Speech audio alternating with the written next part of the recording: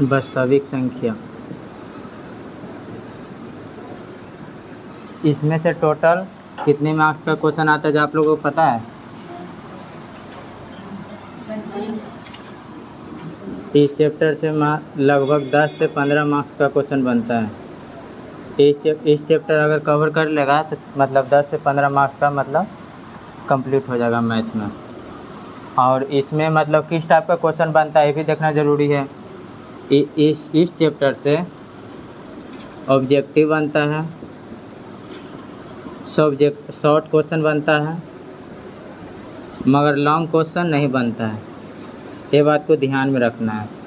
ये दोनों बनता है, लॉन्ग क्वेश्चन नहीं बनता है। ये इतना बात सबको ठीक है? और इस चैप्टर में एक्सरसाइज मतलब जो पढ़ना है हम लोगों को 1.1 से लेकर 1.4 तक पढ़ना है। कोई दिक्कत किसी को? और इसमें बता दें कि पढ़ना क्या क्या रहता है, पहले वो आप लोग बता देते हैं।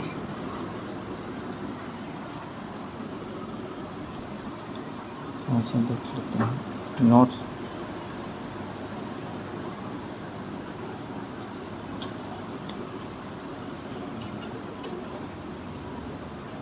इसमें आप लोगों को पढ़ना है, इसमें टोटल 5 टॉपिक्स में पढ़ना है। कितने टॉपिक्स में इसमें चैप्टर कवर होगा? 5 टॉपिक्स में। पहला जो सब लोग आप लोग मतलब नोट्स कर लीजिएगा, लिख लीजिएगा। संख्याओं के बारे में हम लोग पढ़ेंगे।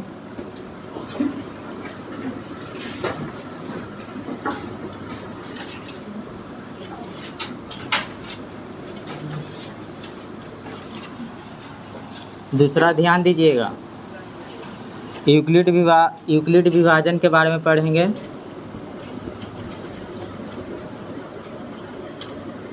अभी शुरू में समझ में नहीं आएगा मगर लास्ट होते होते समझ में आ जाएगा।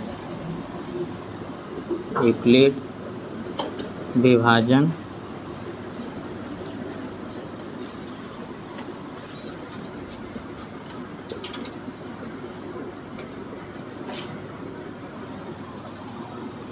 विधि से इतना तक कवर आ रहा है ना?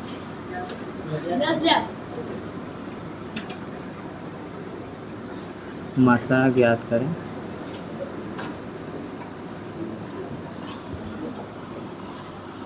आता है ना उधर तक? अच्छा कोई बात नहीं। तीसरा अभाज्य गुणनखंड, इन सब के बारे में भी पहला चैप्टर कोई पहले पढ़ा है कि नहीं? इससे पहले पढ़ा है ना? अच्छा, ये सब के बारे में मतलब पहले से जानकारी है। अभाज्य गुणनखंड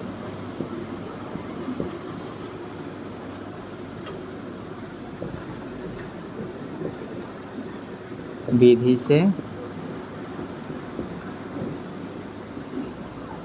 मासा एवं लासा दोनों ज्ञात करें। ये सब निकालना जानते हो तुम लोग? जानते हो ना? पढ़ा होगा तो जानवे करता होगा। और चौथा अपरिमेय संख्याओं को सिद्ध करें। अपरिमेय संख्याएं सिद्ध करें।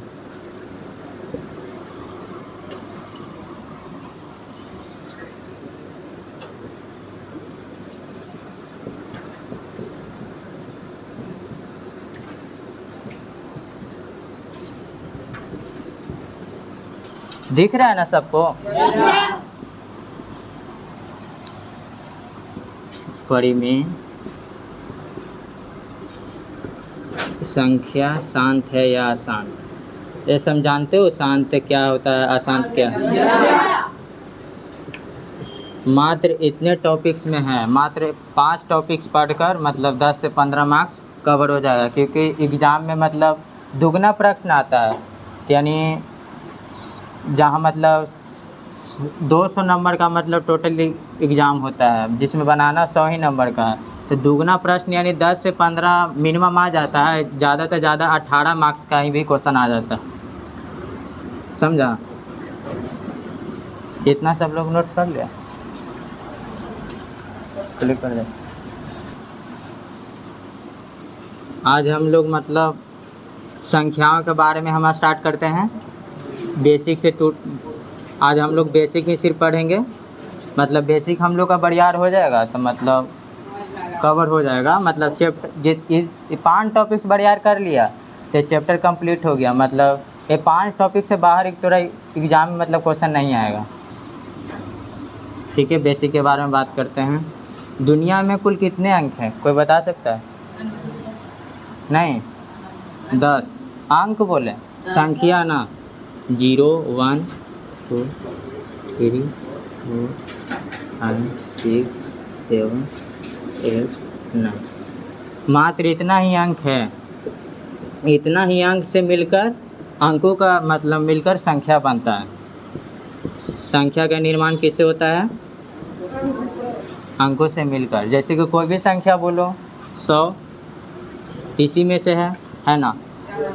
5251 इसी में से है ना। जितना भी अंक बोलो, जितना अनंत संख्या, अनंत में जितना भी तो बोलो, सब इसी अंक में से आएगा, इससे बाहर कुछ भी नहीं आएगा। दुनिया में कुल कितने अंक है पूछा जाएगा, हालांकि एग्ज़ाम में नहीं आएगा, ऐसे बेसिक बता रहे हैं। तो कितने अंक हैं टोटल? 10। चलो इतना तो बात तो कवर है, एक नोट ना भी करेगा तो इतना जानकारी। अब अंकों के बारे में जानेंगे। इसमें प्रकृत संख्या, पूर्ण संख्या। पहला इसमें हम आप लोग को प्रकृत संख्या बताएंगे। प्रकृत संख्या आप लोगों को किसी को मालूम है? प्रकृत संख्या कितना से स्टार्ट होता है, कोई बता दो। हाँ ठीक है, गिनती को संख्या को ही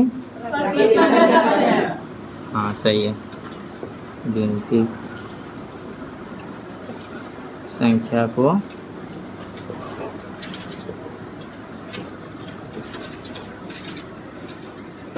प्रकृत संख्या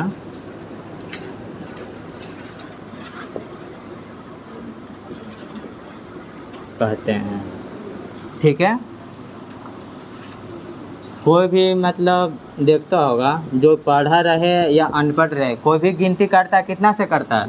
1 से। ये तो सिंपल सी बात है, यही हो जाएगा प्रकृत संख्या। अनंत, अनंत जरूर लगा देना, मतलब अनंत, अनंत मैंने सब समझते हो ना। हाँ चलो ठीक है, लिख लो, लिख लेना। और दूसरा पूर्ण संख्या। पूर्ण संख्या जानते हो?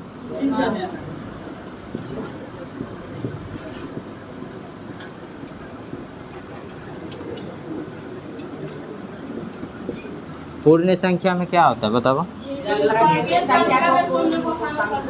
हाँ सही है।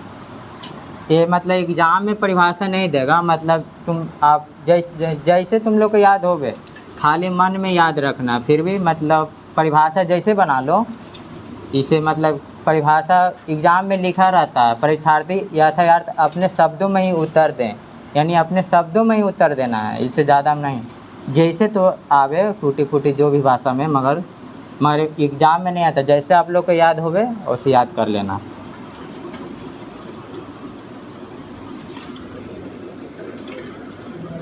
प्रकृत संख्या के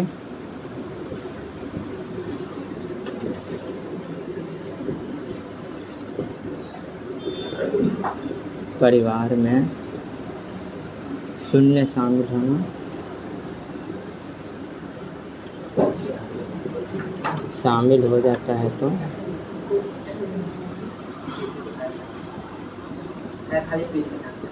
क्या जी बोला? हाँ ना, इधर देखो, पूर्ण संख्या कहलाता है। ठीक है, परिभाषा देखो, प्रकृत संख्या के परिवार में शून्य शामिल होना पूर्ण संख्या कहलाता है।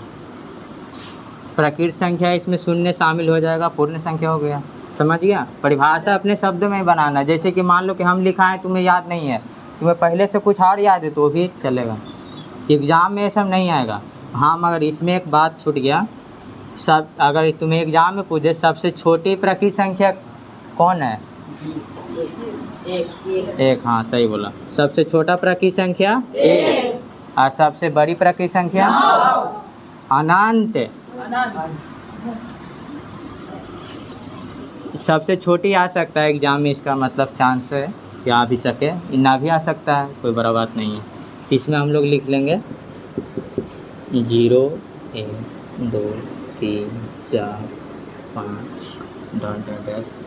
आप लोग लिख रहे हैं ना, लिख लीजिए। इधर आता है, नीचे में कवर आता है, यहाँ तक आता है।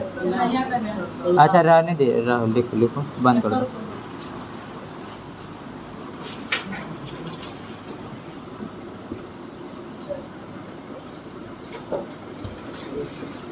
इसका कोई परिभाषा बता सकता? नहीं।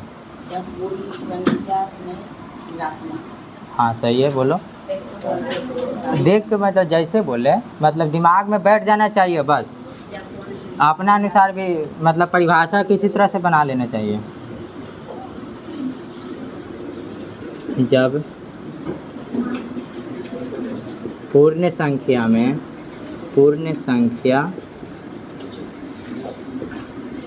के परिवार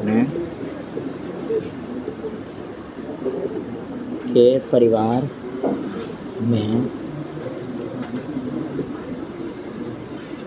ऋणात्मक प्रकृति संख्या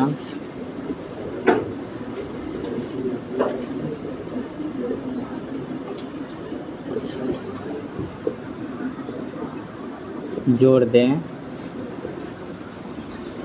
तब पूर्णांक संख्या प्राप्त होता है। ठीक है, ध्यान दो।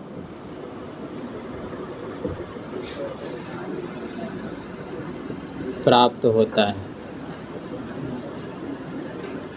बिल्कुल सरल भाषा में है। इधर ध्यान दो। जब पूर्ण संख्या के परिवार में ऋणात्मक प्रकृत संख्या को जोड़ देते हैं तब पूर्णांक संख्या प्राप्त होता है। जैसे कि एग्जाम्पल में देख लो, पूर्ण संख्या 1 2 3 4 डॉट डॉट डॉट अनंत। इसमें ऋणात्मक प्रकृत संख्या जोड़ दे, ऋणात्मक 1 2 3 डॉट डॉट डॉट माइनस अनंत। ठीक है, समझ गया। देखो इस परिभाषा के अनुसार ही एग्जाम्पल रहेगा। जिसको एग्जाम्पल याद है, एग्जाम्पल के द्वारा परिभाषा ही बना सकता है, और जिसको मतलब ये याद रहेगा उससे परिभाषा बन जाएगा। जैसे देखो, जब पूर्ण संख्या के परिवार में, पूर्ण संख्या तो हम लोग को मालूम है इतना होता है, इसमें ऋणात्मक प्रकृत संख्या जोड़ दें। ऋणात्मक यह है, ऋणात्मक प्रकृत संख्या, जैसे कि ऋणात्मक हमने जानवे करते हैं, माइनस का चिन्ह लग जाए, हाँ तो वही पूर्णांक संख्या प्राप्त होता है। ठीक है, लिखो।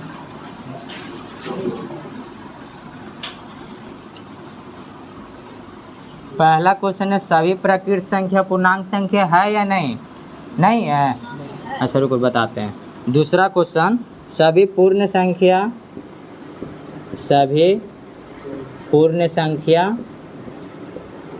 प्रकृत संख्या है, अति पूर्णांक संख्या है या नहीं? पूर्णांक संख्या नहीं है। हाँ चलो बताना।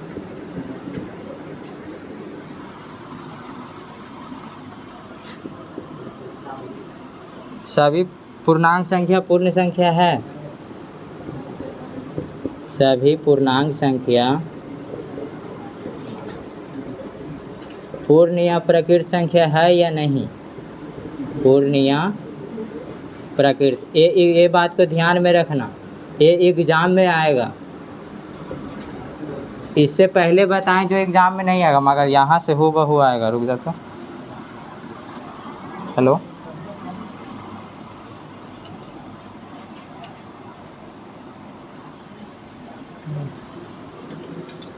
सभी प्रकृत संख्या पूर्णांक संख्या है या नहीं? पहले यहाँ पर अब तुम लोग बताओ। मतलब इतना हम 3 को टॉपिक्स बताए ना, उसी टॉपिक्स में से देखकर समझकर बताओ। सभी प्रकृत पूर्णांक संख्या है नहीं? नहीं है। है पूर्णांक संख्या यह है ना, इसमें प्रकृत संख्या नहीं, यहाँ से यहाँ दिख रहा है तुम लोग। कैसे बोला नहीं है? सभी पूर्ण संख्या पूर्णांक संख्या है या नहीं? हाँ, सभी पूर्ण संख्या यहाँ से है, अब पूर्णांक संख्या यहाँ है ना, इसमें है या नहीं? है ना। ये भी बात को ध्यान में रखना एग्जाम में। पूर्णांक संख्या में पूर्ण प्रकृत दोनों होता है। मतलब यहाँ से यहाँ में यहाँ से यहाँ प्रकृत हुआ, यहाँ से यहाँ पूर्ण हुआ। सभी पूर्णांक संख्या पूर्ण या प्रकृत संख्या है? हाँ चलो सही है। सभी पूर्णांक संख्या पूर्ण या प्रकृत संख्या है? इसमें जीरो भी ना आ रहा है तब प्रकृत होगा? इसमें पूर्ण होगा, ऋणात्मक भी ना आ रहा है तब पूर्ण होगा? नहीं होगा। तो फिर कैसे बोला? इसमें नहीं होगा। ये वाला ज़्यादा याद करना, ये ज़्यादा इम्पोर्टेंट है। सभी पूर्णांक संख्या पूर्ण या पूर्ण संख्या चाहे प्रकृत संख्या नहीं होगा। ये बात सबको क्लियर हो गया? जैसे समझ में आया कि दोबारा मतलब बताएं? सभी प्रकृत संख्या पूर्णांक संख्या है। ये बात को दिमाग में बैठा लो कि पूर्णांक संख्या है तो इसमें इस प्रकृति संख्या पूर्ण संख्या से नहीं मिलकर बना है। मगर पूर्ण संख्या पूछ दे, खाली हमको पूर्ण दे दे, पूर्ण संख्या दे दे, इसमें बताए कि पूर्णांक संख्या है सभी, तो सभी में आ जाएगा, ऋणात्मक भी ना आएगा पूर्णांक में, तो इसमें ऋणात्मक नहीं ना है तो नहीं होगा। सभी पूर्णांक संख्या में पूर्ण या चाहे या प्रकृत, या ये बात को ध्यान में रखना कि नहीं होगा। समझ में आ गया? ये बात को चाहेगा तो नोट्स कर लो शॉर्ट में।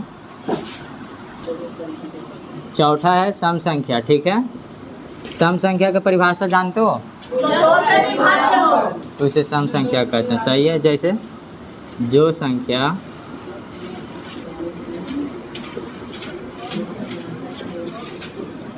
दो से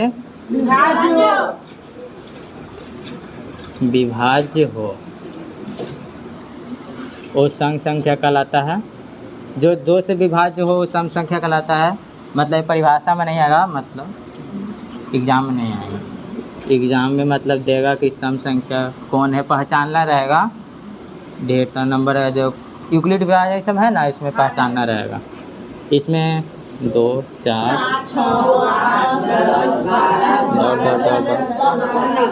ठीक है। हाँ, विषम संख्या भी जानता होगा। हाँ सही है। जो 2 से विभाज्य, 2 से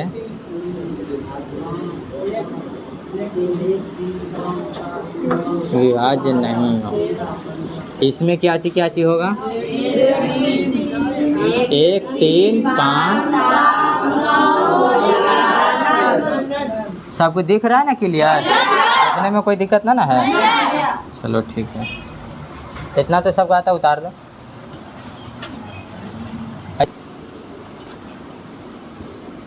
जब संख्या सम हो तब कैसे? जब संख्या सम हो तो उसका इकाई अंक होगा। जब संख्या सम हो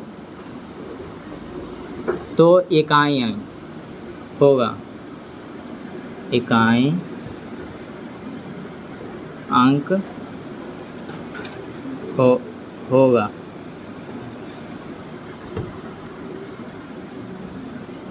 इकाई अंक क्या कौन सा होगा बताओ? इकाई अंक में मतलब जब संख्या सम रहेगा तो इसमें इकाई अंक में कौन सा अंक होगा बताओ? हाँ सही है। 0 भी होगा, ये बात को ध्यान में रखना है। 0 भी होगा, 2 होगा, 4 होगा, 6 होगा, 8, बस इतने होगा। अनंत कैसे होगा? 8 इतने ही अंक होगा, मात्र 5 ही अंक होगा। जब संख्या सम इकाई अंक न बोले मतलब एक ही अंक न रहेगा तो एक ही अंक में मतलब अनंत आ जाएगा, का जोड़ा आ जाएगा ना। और जब संख्या विषम हो, स्टार दे के लिख देना। जब संख्या विषम हो तो इकाई संख्या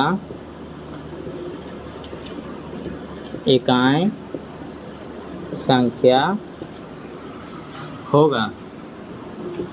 इकाई संख्या क्या चीज होगा बताओ? 5 7 9, मात्र इतना ही होगा। ठीक है, नोट्स कर लो ये बात। ये मतलब